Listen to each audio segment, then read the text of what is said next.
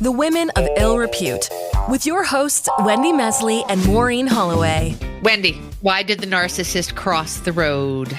Oh boy. Why? As she thought it was your boundaries.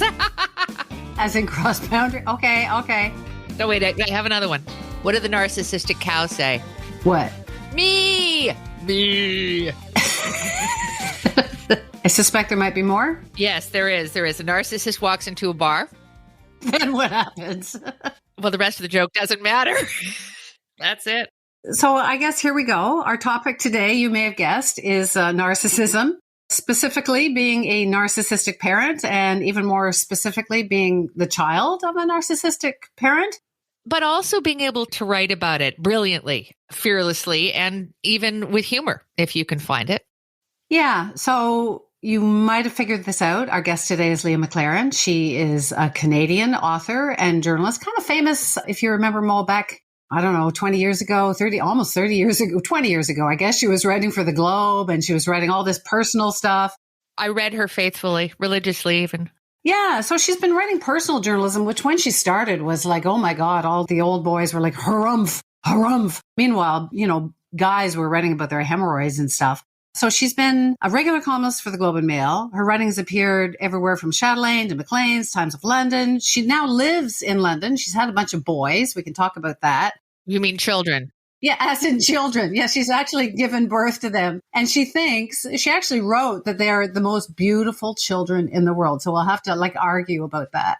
Oh, my children and your children are the most beautiful. I think she's on the line. Anyway, go ahead because there's more.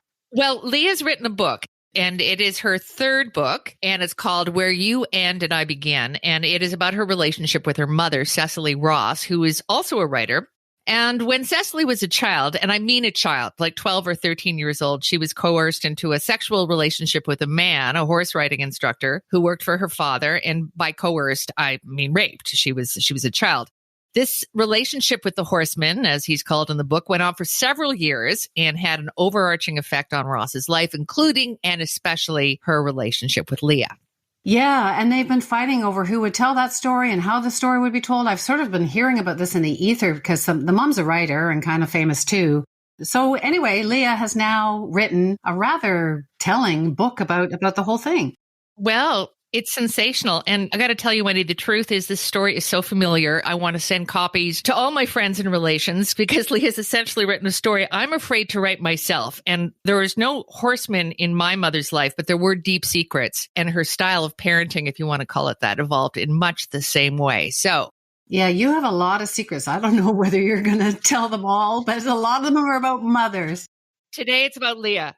My mom was a piece of work too, but she loved me. The real difference was that she loved me, obviously, and I was an only child. And so therefore, I'm amazing. My mom told me I was amazing, so I must be amazing. And I wrote a piece about her just recently in the Globe, actually, where Leah used to work, about being raised by a woman of ill repute. And anyway, there were some secrets that I didn't feel comfortable sharing at CBC, but we want to hear about Leah's story.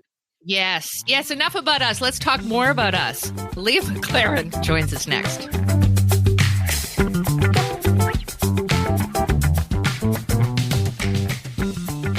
Hey, Leah, how are you? Hello, I'm good. How are you guys? Good. So you're in London with the beautiful boys and beautiful husband. Yeah, I am. He is a boy. Last time I checked, it's a social construct, gender. The whole personal journalism thing, you've been writing, I don't know, you've been writing about trends and women's issues and big political issues and, big newsy stuff and also stuff, very personal stuff, which was sort of new. And it just seems, I don't know, I guess I shouldn't talk, but it seems that everybody these days is kind of spilling the beans about family and your family's particularly interesting. But what's going on? Why is everybody talking these days? I think the internet started that. Just a guess. My column, which was how I started, it's funny to look back on those years and the amount of pushback I got, but also it was just an amazing opportunity. One of my first readers of the book was an old mentor of mine who's now news director at CBC. And she said to me, she loved the book, but she said, I think you were too easy on us. all of us, like in management of the Globe, because we really like commodified you and all the young ones. And I said, yeah, but you also like gave me a career and taught me how to write, and like 5-minute seminars that taught me more than journalism school ever would have had I attended. So I don't know. But it was a weird time because there was no social media. I'd go in on Monday and like my inbox would just be like full, just brimming. And it would just be like hate after hate because there was no way to hate someone in the public eye then without hating them directly. So in a way, I think social media for some people who are in that kind of woman of ill repute public eye, I don't know why people just don't stop looking at it. Like, just don't look at it. Your email inbox, though, is hard to look at. They used to put our Globe and Mail email addresses at the bottom of the column. Disaster. And we were meant to like respond to all the readers. And it would be like, you filthy girl, I want to do X, Y, and Z to you. Oh, thank you very much. Please don't drop your subscription. It was weird. But that has not stopped you. That has never stopped you doing what Wendy calls personal journalism, which everybody seems to be doing right now through social media. So you're coming through a more formal channel now with this book. But you've always been fearless and you've always been open, despite the negative pushback. But you've also had positive pushback as well. You've had fangirls like me, but you've never hesitated to share. This new book is definitely going over the edge, but you have always been wide open. And I wonder at your fearlessness, is that what it is? Or you just don't care? Well, no, like actually, I mean, the column was very much a specific mandate. One of the editors of the Globe, a guy called Richard Abbas, brought in a Brit for when it was a newspaper war. I remember he said, I just want this column. It's like a girl about town column. Just talk about your friends and the stuff you do. And it was personal, but it was very much meant to be kind of arch and funny. And in fact, I used to call it like the Japanese fan dance, show all, reveal nothing. Because I really actually didn't put a lot of my real feelings or what was going on in my intimate life. You know, it was meant to sort of entertain and amuse and hopefully enlighten from time to time. And then after that, I spent a lot of time, I've done a lot of long form journalism and actually quite a bit of investigative journalism for magazines like Macleans and Toronto Life. And that's a very, very different kind of hat that you wear when you do that, because it has nothing to do with me. It's just about, getting the documents and landing the interviews and stuff like that. So I find it totally fascinating, though, because it's storytelling. And also, I've written fiction, so I've written 2 novels as well. So this book, Where You End and I Begin, the book with the long title, it kind of, I feel like it sort of rolls all of those skill sets together. And it was actually a book that I didn't mean to write. It was born as a collaboration between me and my mother from conversations we had post Me Too, when, frankly, a lot of women who had been abused or harassed or whatever, were seething about it, as we know, but also wanted to find out, like, what happened to that, that teacher who felt me up in the cloakroom in grade 5. Like, I want to find out what happened to that fucking guy. In my mother's case, it was really a pretty terrible story that marred an otherwise quite lovely and, affluent, horsey, idyllic kind of childhood. So we embarked on this kind of investigation. I thought it was going to be like, I'm the investigative journalist and I'm going to find out what happened to this guy as a kind of act of devotion for my mom. But what I forgot is that I have a really, really complicated relationship with my mom, which is both intensely close and at times very emotionally enmeshed in my childhood and my adolescence particularly. And since I've had children, it's become very fraught, because what happens when you have children, or at least it happened to me, is that all of your parenting instincts are based on kind of what happened to you. And mostly what happened to most of us had to do with what our mother did. Because my parents had a pretty traditional marriage. Like, my dad was around, but he was a traveling furniture salesman, and my mom was a stay-at-home mom. And later I went to live with her as a single mom in the city. So she was so formative. And I started to get angry and upset because I realized a lot of my instincts were just quite weird and maybe not the best thing for my kids. So we embarked on this book, and then I don't know, we had some fight over whether or not she was going to pick me up at the airport. You know how arguments with your mother start. Just like how arguments with your husband or anyone start. It's just like, what did that start over? Anyway, and it ended up, she sort of said, well, I'm not going to do this. I don't want to do this. And I had been for 6-8 months by that time writing a proposal. And I went to my agent, who I think was about to send it out. And I said, like, I have a problem. And my agent said, just keep writing. Just keep writing and see what comes out, because I think there is a book here. I just think it's maybe not about the horseman. I think it's about you and your mother. And I was so pissed off that my mother had sort of pulled out that I thought, yeah, fuck it. I'm just going to keep writing. And I did. And then what came of it was this book. So it's not the story of the horseman. It's not about the story of my mother's abuse. It's about the story of the story. It's about what victim narratives and narratives of trauma mean to families and the power that they actually wield. And the question of the very live and thorny question of who owns them. You know that term, like her story to tell, like when someone says to you, oh, what's going on with Linda? Oh, that's her story to tell. That really irritates me. Cecily's still around. She still is. She's totally alive and listening to this. Well, we can get into that in a sec, but I just wanted to give our audience a sense of, like, your mom was fascinating. She's a great writer. She was ruthless. But writing all of these great stories and the life that you had together at Vogrie, for example, was like just this magical place. You grew up with this magical mom in this magical place, but she was also kind of a shitty mom, right? Like when you moved in with her, she put up on the fridge, commitment sucks the life right out of you. This is our family motto. I mean, that's nuts. And when you told her that you were going to write this book, she was like, I feel violated. How dare you tell this story? She like killed your hamster. She was like, she's not like a... Yeah, your mother was a pet killer. She killed your hamster. My mother killed my hamster too. And my cats. My mother was all the things that your mother is like literally, you've written the book that I don't have to. The thing is, she loves you. Your mother loves you. No, yeah. And I would say, Wendy, I don't think she was a shitty mom. And that's not what this book is about. And actually, I don't think I wouldn't use the term narcissist. Or if I did, I would say probably we might both have some narcissistic tendencies, which I think is true of like 99.999% of writers, particularly my writers of memoir. Because, I mean, frankly, who does that for a living? Like my sister's a civil servant and she's just like, why is this your job? I work at Health Canada. And I'm like, yeah, and I don't even get a pension. So I would say, though, my mom, like, she's just a very, very, very complicated person. And she's very funny.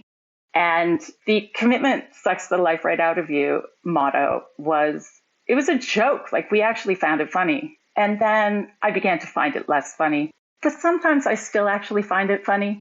Because it's actually kind of true. You know, when you have kids, you realize, oh my God, this is so hard. Has she read your book? Yeah, she has. Yep. An early draft. And I think she has, it's fair to say she has mixed feelings. I mean, my mom is mixed to negative, but my mom is very mercurial. Her feelings on things change, as do many of ours. So, and our relationship is just an ongoing, complicated negotiation. You know, I will always love her and care about her and have her voice in my head. That's the other thing about your mother. She's right there. That will never leave.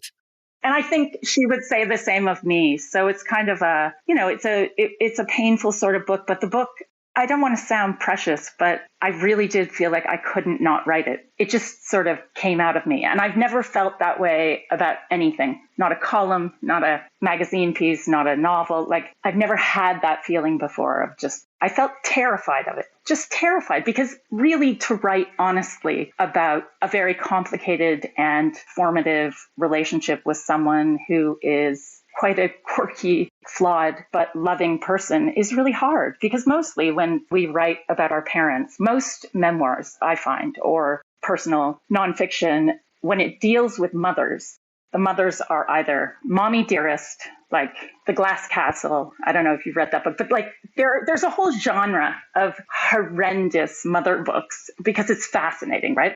But there's also a whole genre of perfect mother books. And this is kind of the problem with being a mother or having a mother, is that most mothers are just neither. And my mom I actually would not change, for all of my complicated feelings about my mother, I would not change anything about my childhood. Like, I really do feel like she completely made me. I was so weirdly confident, like in my late teens, I would just talk to my friends' mothers as if they were human beings, which they are. And that gave me a huge advantage, like in university and then in my 20s working at the Globe. Like, I just I didn't see like grown-ups as different from me. I was totally unintimidated by adults, particularly adult women. And also she taught me to read and she taught me to write and she taught me to think. You're an unusual child and you've obviously inherited some really wonderful things from your mom. I guess it's just like Maureen grew up in a more complicated family, shall we say? And my mom raised me on her own. So, I mean, that was complicated back in, 1,000 years ago. I mean, she writes about how she loved you, but that she never should have been a mom. You write about how you spent so many years seeking to love her, but not, and sometimes failing. It must have been really hard. I mean, it must have been wonderful too at 13 to be able to jump out the window and go and do drugs and play around with your friends and have your mom not care. But I guess, I don't know, I guess maybe it's just this old idea that mothers should be there to protect you. And you turned out fine, but maybe you wouldn't have. Oh, definitely. No, definitely. I mean, my mom, she had failings. I mean, for sure. And she would be the first to admit that. But in a weird way, what the book is about is that she always said, and it's a repeated mantra in the book, it's your life. I would like to also say she was very much of her time. Like, I was recently talking to Sarah Polley, who I went to high school with, who has written a memoir. And in it, a lot of it's about her dad who brought her up, who she identifies as her dad. And he was kind of a similar character. Like, her mom died, he fell apart. They'd sit around smoking together and talking about poetry and politics. And she was like an actress. It's a weird relationship, but it was a lot of boomer parents were like that. The view on kids at that time was like, grown-ups just have to follow their own journey of personal happiness and kids will figure it out. And also, the best thing you can do for your kids is treat them like fully formed people, kind of like adults. So I think the way I was brought up was not that unusual in a certain time and place, like among kind of educated, bohemian, media, artsy people in downtown Toronto. I have a lot of friends who had very similar, childhoods. And now, of course, I'm bringing up my kids in a time when it could not be more different, right? Like, everything it's so swung the other way. And I really kind of have a lot of issues with that. Like, the fact that my kids are so protected and everyone's so terrified to let their kid go to the shop to buy something, but they're allowed to have a smartphone at 11 because the internet won't hurt them? I don't know. But at least you know where they are. You can track them. But my mother's, the whole it's your life thing, I was actually a really good guinea pig for that because I kind of took it seriously and it gave me a huge amount of drive. I don't think she intended it this way. I think that was just her instinct. And partly it was selfish. She just didn't have like the emotional resources. She left my dad and me and my sister. And I think she never expected to actually have to like parent full time again when she moved to the city. But I was so in love with her that I just followed her. I figured out a way to get into this drama school. She couldn't say no. How could she say no? I was her daughter. So I think she was a bit like, oh my God, my whole Carrie Bradshaw thing. You're really putting a cramp in my style here, kid. And so the deal was like, all right, you can be here, but like, we've just got to be best friends. Like, I'm not doing any of this. Can I see your report card? She never went to parent-teacher meetings. She did come to see my plays, but she just wasn't into that. She was into me and I was into her, but she wasn't like a cool mom who was like, have your friends over, let's party. But she was more like, come party with my friends. But it really worked for me in a fucked up way because it was dangerous. Like I was feral. But toward the end of high school, I pulled up my marks. I applied to university. Off I went. That's another reason I wouldn't change it. Like I was just the right kid, or it just by accident, I sort of turned out okay. Although that's yet to be proven. She might argue with that. Yeah, we'll see. We'll see. When people say, look how you turned out, we're still turning. We're still turning. The jury's out until we're gone. The women of ill repute. I don't want to dwell on the Horseman because that, as it turned out, was just a launching point for the bigger project. But I'm interested, and then, that is the lurid hook, and that is what brought you and your mother together to do this project. And then, of course, you went on to do it as a memoir of your own. But I wonder, this was an ongoing relationship that she had as a child with a much older man, and he's dead now, and there's no justice to be had in that sense. But I wonder how much she and therefore you are a product of trauma. And I can't believe I'm going to quote Ally McBeal now, but often our problems define us. They make us who we are. And I wonder to what extent that has shaped the type of person and the type of parent your mother became and on to you. Well, you can't prove a counterfactual.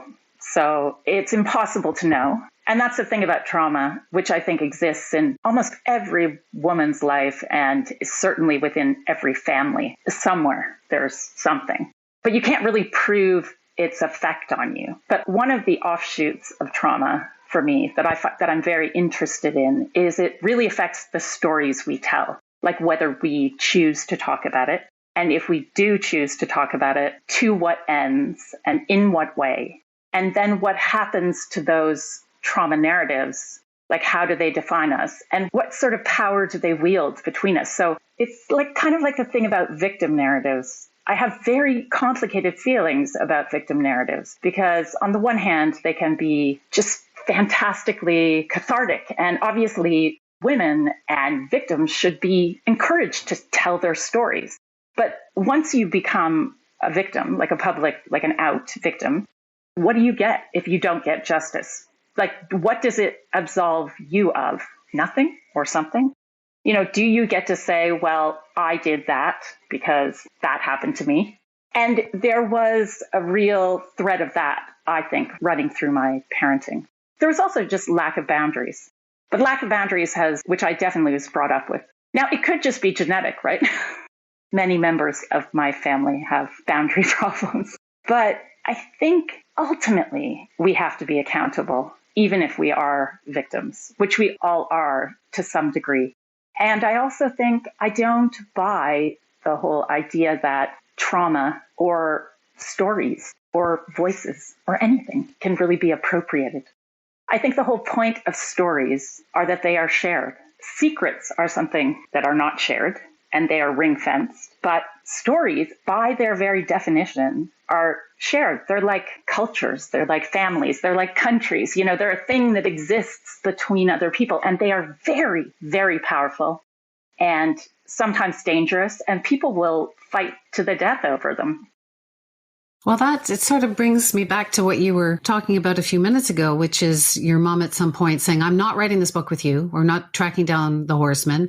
And you were like, no, I'm going to keep writing. But she was insisting. I think she even wrote an article saying, this story is mine and I don't trust you. I feel violated. This is my story. It kind of overlaps, I suppose, with, I have a lot of friends, obviously, who are journalists and writers, and they're like ruthless. It's all about the story. And yet there's people in the middle. So like, who does own a story? That's a very interesting thing you say, Wendy, because I think about that a lot. The way journalists will say, it's my story. Like, don't Bigfoot my story. It's a real thing in a newsroom of like, who owns the story? But of course, journalists want to own a story just to tell it first so everybody can have it, right? Like that's the point, is to disseminate it.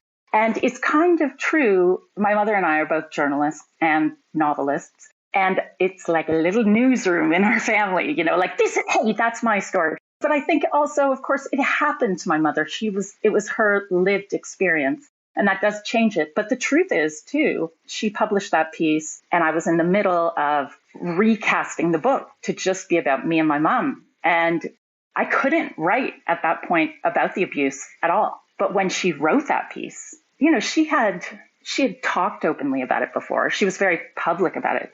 But then it was permission to me. I know she didn't intend it that way. She said, and this is in the book, she was just trying to get ahead of the story. Such a journalist idea. It's like, get control of the narrative.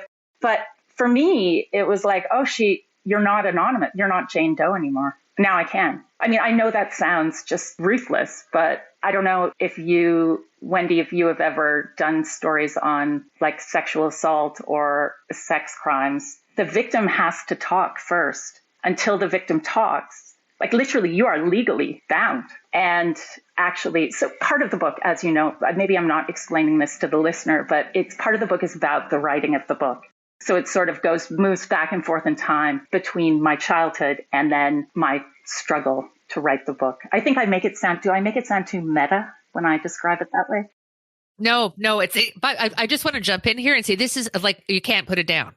This is a very, very accessible story. And it's like, even though it starts off with oh my God, it's also very funny and very warm. And I just loved it. I think it was one of the better reads. And I think you're going to have a huge response. People might pick it up for one reason, but they'll put it down feeling quite differently, I think. So I want to ask you about writing memoirs. My mother died 2 years ago. So did Wendy's. They died within 2 weeks of each other. We have so many parallels in our life. It's crazy. I know that's just the tip of the iceberg. Well, that's okay. I'm not about my mother. Oh my God. It was a huge relief. And I've got stories I want to tell, and I'm a writer and I want to be able to tell them, but I have siblings. And, one of the first things I was waiting for was for my mother, because my mother's story isn't shameful. It's just that she kept it so secret. She thought it was shameful. But I want to air it out. But my siblings and some friends, they may never speak to me again. And I wonder if you had any sense of that yourself. I mean, it's not just your mother. It's your father's involved in this, your sister, your friends. I'm assuming you changed some of their names. Yeah. Some people, it's fascinating, the difference in responses. Like some people were just horrified. And I have very good friends who are like, what is your book about? But I would hope that when they read it, they can kind of grasp it, because it's kind of hard to even talk about what it's about without making it sound sort of awful. But then other people, like my dad, he was just like, write your book. He's a very straightforward guy, not in a kind of cheerleading way. And it did upset him when he read it, and he found it painful. And he phoned me up after a couple of rum and cokes and shouted and was like, not in a sort of, ah! It's really, I would say, Maureen, that write about it, tell the story, but be accountable, because you are going to, it's not nothing. And there's a reason people don't talk about these things. I just felt like I couldn't not. I'm not saying, and I won't try to defend it and say it was the morally right thing to do, or I was trying to connect with other people who have similar issues. I just was totally compelled and terrified. And I was at a point in my life where I didn't even know who I was or what my career was or what I was supposed to do next. And all I know is, as a writer, when your body and your mind and your laptop is saying, sit down and write, you sit down and write, because you don't get that feeling very often in my experience as a writer. So I don't know. It's really, though, it really is hugely disruptive. Like writing memoir, honestly, is a practice that will not only put your story out there, it will affect your story with your siblings, with your friends, with yourself. And so you're kind of like, my mom mentions it in the book to me.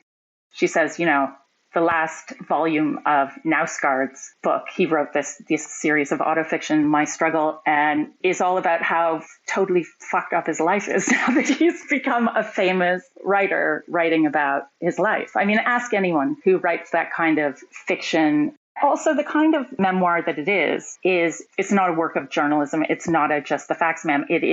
Memoir is remembered history. So it's not an empirical truth. It's a remembered truth. So as a writer, as a storyteller, I'm very aware of the fact that I could have written 10 different memoirs about my childhood without changing a single fact, right? And it's really just about how you frame it and how you remember it and feel it. It's not the story, it's she who tells it, and also the way that she tells it. I was really struck by at the beginning, I was, and you were a kid at the beginning. And I was sort of shocked at her revelations about how motherhood was such a burden because, I'm a mother and I'm like madly in love with my kid and my mom was madly in love with me. So it was all like, oh my God, oh my God. And then I was like jealous that your mom was so interesting, is so interesting. But there was this sort of battle going on in you in the book at the beginning about, is she an asshole or do I just love her and admire her for all of her good things? And then at the end, you sort of say, well, I love you and let's just work this out and we need to be kinder to each other. And I just thought it was like, it isn't just telling a story. It is a coming to terms with with life, although your life, and you're right at some point, I think all of us have this experience of, oh my God, I'm becoming my mother. Oh, horrors. But you have a nanny and you grew up in a different era where you didn't have to marry your high school sweetheart. And not that she had to, but people just feel different pressures and you have other supports and you can have a career and you have this loving family and you've worked shit out with your mom. Like you're kind of lucky. No. I am so much luckier than her and have had, so many opportunities were afforded me that she didn't have. She felt pressures that I can't imagine to conform to a kind of idea of womanhood. It was really that time, she came of age in the kind of late 60s, early 70s, but in a family and a world, Caledon, Ontario, that was very still like stuck in the 1950s. But my parents were aware that in Yorkville, people were smoking pot. It just was not them, right? And so I think my mother felt just this feeling of like, I'm sitting here in this lovely house in this pretty little town on a lake with my perfect family, but she just wanted a career. She just wanted to, go out there and have the life that she felt she'd been denied.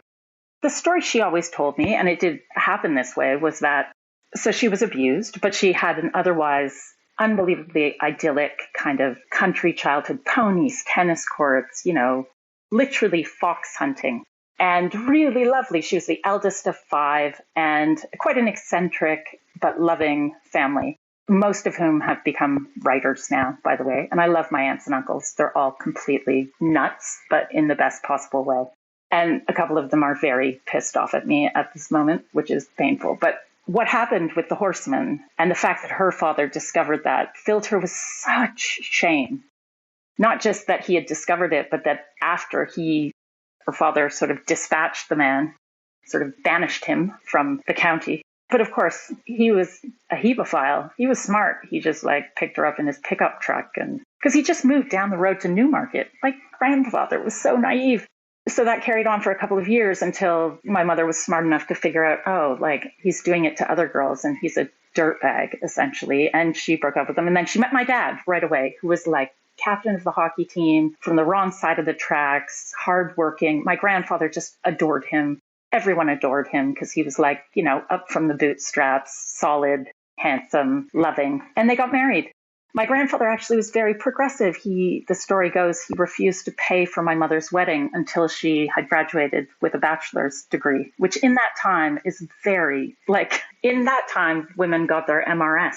You went to university for a couple of years until you got engaged, and then you dropped out because, Yeah, my mom's older than yours, but her dad said, university? What? You're a woman. Why would you go to university? What? Why would you need that? Yeah, no. And so my mother, essentially, that was the world, she felt. So then she had me and my sister, and we moved to this lovely town, and we lived in this lovely house. And then my grandfather died of a stroke. He had Alzheimer's and was very ill and not, of sound mind for many years before that. So in a sense, he was gone. But it was his actual physical death that she says, it was just like a key fob, like a click. And she just thought, I don't have to do this anymore. The show's over. I'm out of here. And she didn't leave in the night. There was a long, that only happens in the movies, but it was a long, painful process. But it was, I know my father was just completely baffled. He wasn't perfect either, but, I think it was very painful. And it is a very painful thing. I have a friend right now who's trying to leave a marriage with a husband. They don't fight. She just isn't in love with him anymore. And they have 3 kids. That's a very hard way to leave a marriage. and women who leave motherhood and wifehood just because, not because for any reason other than I want something else. It's a really, really taboo thing to do.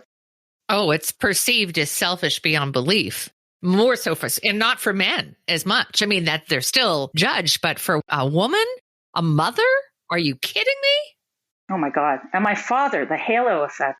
Oh, he was a single dad for a few years. Oh, your father. Because he was just this heartbreaking single dad.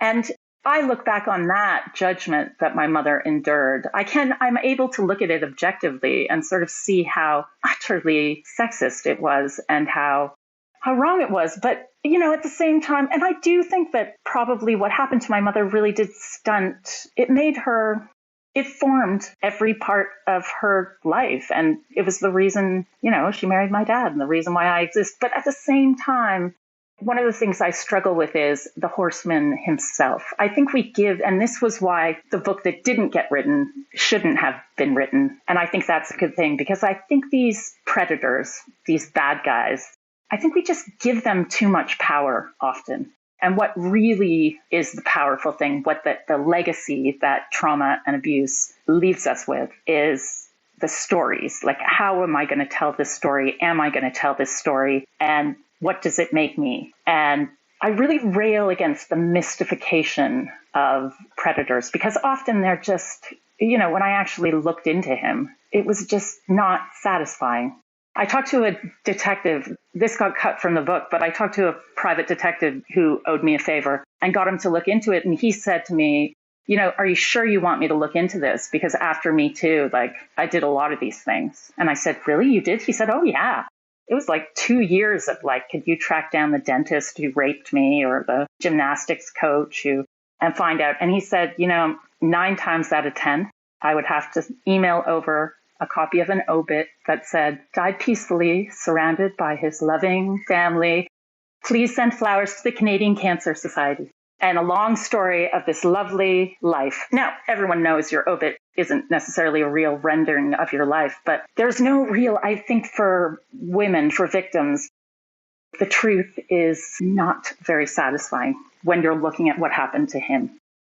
I'm sure Maureen's got other things, but we are going to have to wrap pretty soon. But I guess it's sort of a closing thought, and feel free to go wherever you want to go, you guys. But first of all, my first thought is never tell your deepest secrets to a journalist. So I'm screwed because everybody knows everything.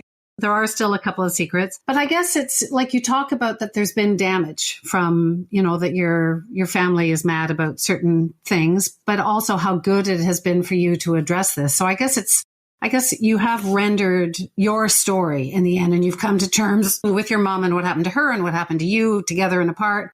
It's been a good thing, not for everybody, but maybe a necessary thing. So. No, I think that's true. I mean, you've just lost your mothers. And that a lot of people would write this book then. And my mother actually said that to me. Why don't you just write this when I'm dead? Many times. And in fact, all of my aunts and uncles said it too. Just wait till she's dead. She's 70. She drinks too much scotch. There's Alzheimer's in our family. What have you got? 20 years max, right?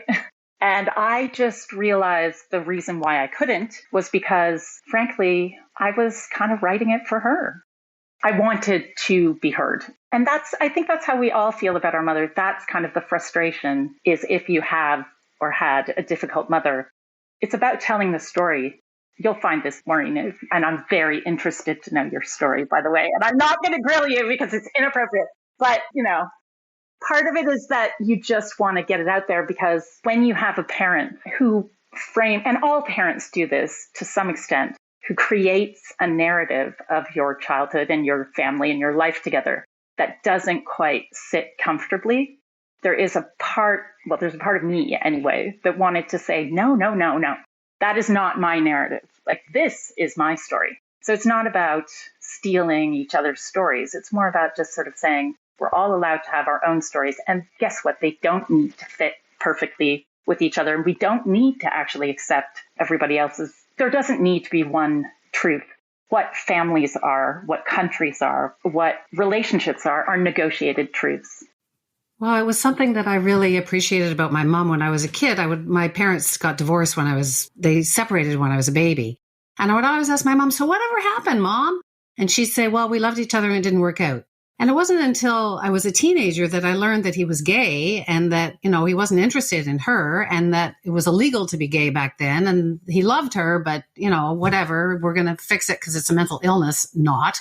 But that's what it was in 1957, 50, whatever. But she tried to influence me and tell me the truth about her version of the truth about so many things. But she never tried to say, your dad, hurt me or lied to me or whatever. She just said he loved me. And then when I met him when I was an adult, he tried to tell me stuff about her. And I was like, no, don't go there. So it's like everybody's got different versions of the truth. And I think as long as people are okay with the version that they're told, then they're okay. Yeah, that's fascinating. He wasn't that gay, Wendy. Come on, here you are. He wasn't that gay? Well, I could tell you about that. Can't we say he's bi? He's pan, maybe. Let's just say Paul Newman. They both watched a Paul Newman movie, and here I am. Leah, your book, Where You End, it's a long title, When You End and I Began. Where You End and I Begin.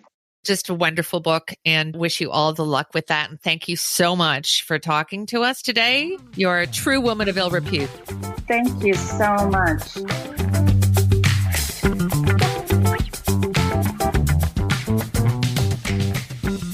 Wow. Yeah. Well, she doesn't hold back. Boy, No. I'm not telling her any of my secrets. Not that I have any. No. Well, if you dig hard enough, you'll find something. It's funny about narcissism, which is how we kind of started this conversation. And I maintain that if not Leah, I still think her mother is a textbook narcissist from what I can tell. But what I love is that Leah forgives her for that. She forgives her, period. Well, it was like I said on the podcast, I started off thinking, oh my God, she's a bitch. And then it was like, well, she actually loves her and she's getting stuff from her and she's open about how she feels. And I'm glad I didn't have her because that would not have been easy as a mom. But not that any mom is easy, as you know. Well, I'm perfect as a mother and so are you.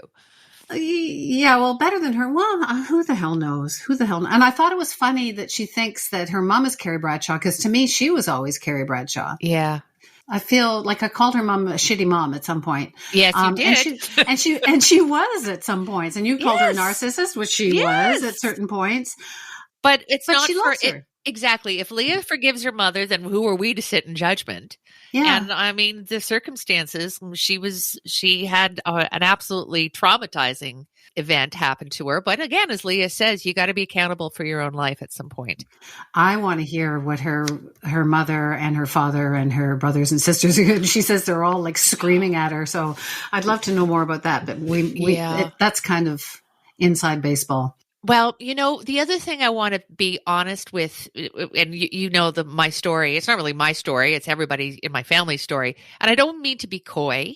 And I am going to, be more open about stuff that's happened to me and my family at some point. I'm just still feeling my way. Yeah, that's somewhat sensational and hilarious and shocking, but I'm not just dropping these little tidbits because one day actually, that's exactly what I'm doing. Well, it's hard to talk about these things about mothers when you and I and most people have massive mother issues. Yeah. But I don't think that your story needs to be told on a chat with Leah McLaren. You choose your moment. You just sort of acknowledge that your mom was a piece of work. She sure was. Can I leave you with one more? Sure. Oh, not another joke. Yes. What did the narcissist say to the cannibal? What? I'm kind of a big meal. Good night, everybody. The Women of Ill Repute with Wendy Mesley and Maureen Holloway. Available on Apple Podcasts, Spotify, Google Podcasts, or at womenofillrepute.com. Produced and distributed by the Sound Off Media Company.